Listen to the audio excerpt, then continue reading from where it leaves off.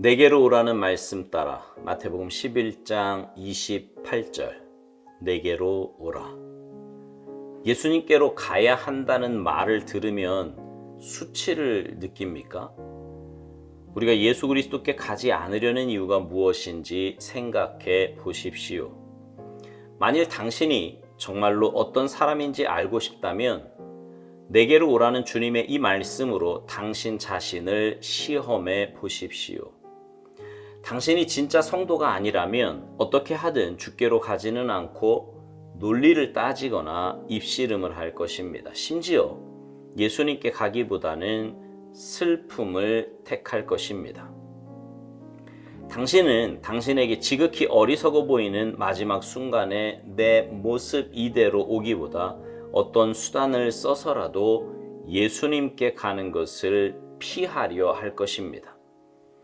아무리 작은 영적 완고함이라도 당신에게 남아있는 한 당신은 하나님께서 당신에게 큰 일을 부탁하실 것이라고 기대합니다. 그런데 주님이 당신에게 하라고 하신 모든 것은 단지 오라는 것입니다. 내게로 오라. 당신이 이 말씀을 들으면 당신은 주께로 가기 전에 당신 안에서 어떤 사건이 일어나야만 한다는 것을 알 것입니다. 성령께서는 당신이 주님께로 오는 것을 막는 그 어떤 것이라도 도끼로 그 뿌리를 잘라내야 한다고 알려주십니다. 당신이 이 한 가지를 기꺼이 하기 전에는 절대로 전진할 수 없습니다. 성령께서는 당신 안에 있는 쓴뿌리를 알려주시지만 당신이 허락하지 않으면 성령께서는 그 쓴뿌리를 제거하지 않으실 것입니다. 당신은 얼마나 자주 당신의 요구를 가지고 하나님께 나아갔으며 이번에는 제대로 된 것 같아 라는 느낌을 가지고 떠났습니까? 그러나 당신은 여전히 빈손으로 떠납니다. 사실은 당신이 기도하는 내내 하나님께서는 당신의 손을 잡아주실 뿐만 아니라 당신이 주님의 손을 잡게 하시려고 손을 내밀고 서 계셨습니다. 확고하고 변함없으며 지치지 않는 주님의 인내를 생각하십시오. 내게로 오라.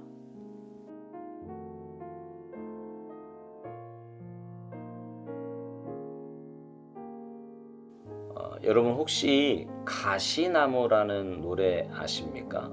많은 분들이 알고 계실 텐데 내 속엔 내가 너무도 많아서 당신의 쉴 곳 없네. 내 속엔 헛된 바램들로 당신의 편할 곳 없네. 이렇게 시작되는 노래인데요. 과거에 시인과 촌장이라는 이름으로 활동한 CCM 가수이자 또 대학교 교수인 하덕규 씨가 지은 노래입니다. 그는 한때 대중의 인기, 또 술, 대마초 등 쾌락에 빠져 살면서도 참된 인생의 의미를 몰라 방황했다고 합니다. 그러던 어느 날 누나에게 거의 끌려가다시피 송구영신 예배에 참석하게 되었습니다. 그 예배에서 하나님은 아무 문제 없이 잘 살고 있다고 생각했던 그 하덕규 씨의 인생의 참모습을 보여주셨고 그 경험을 바탕으로 곡 하나를 썼는데요. 자기 모습을 있는 그대로 적어 내려갔기 때문에 10여 분 만에 완성할 수 있었다고 합니다. 그 노래가 바로 가시나무입니다. 그 예배에서요, 송구영신 예배에서 그는 자기 안에 수많은 나가 존재하는 가시나무 숲을 보았습니다. 그리고 그날 밤 그 가시나무 숲에 주님이 찾아오셨고요. 만나주셨어요.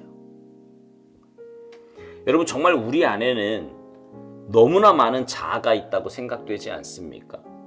특별히 우리 그리스도인들에게는 하나님의 뜻대로 살려고 하는 나도 있지만 말씀대로 살기보다는 내 욕심대로 눈에 보이는 대로 살려고 하는 나도 있습니다.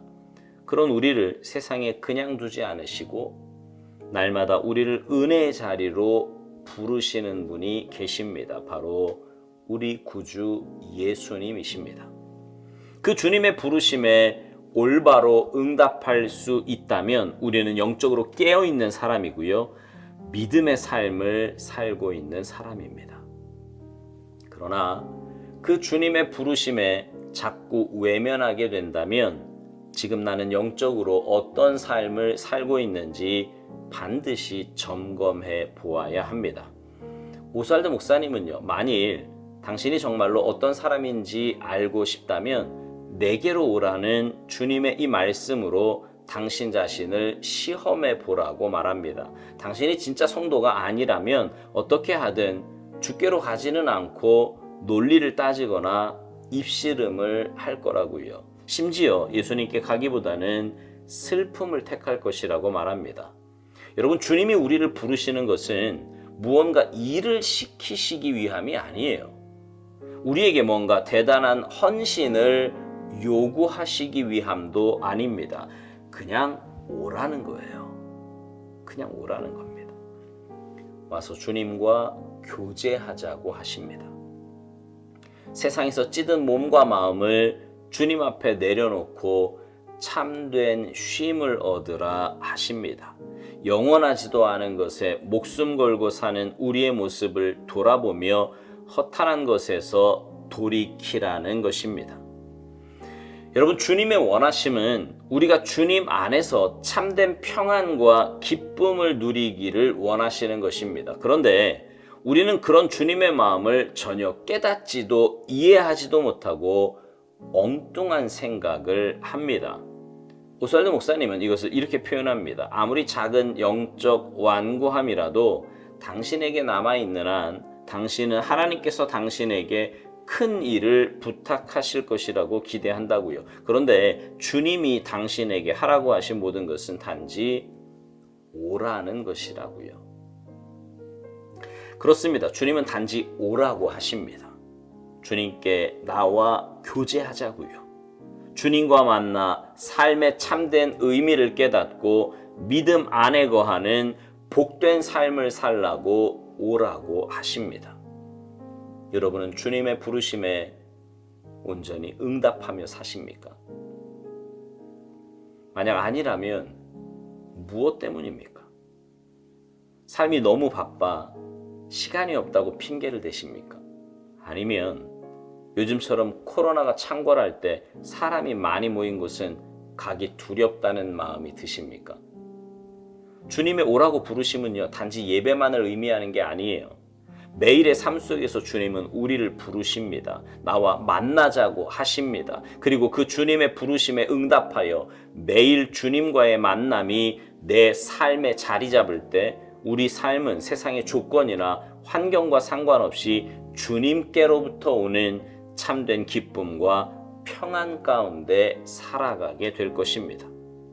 오스왈드 목사님이 이런 말을 합니다. 성령께서는 당신이 주님께로 오는 것을 막는 그 어떤 것이라도 도끼로 그 뿌리를 잘라내야 한다는 것을 알려주신다는 겁니다.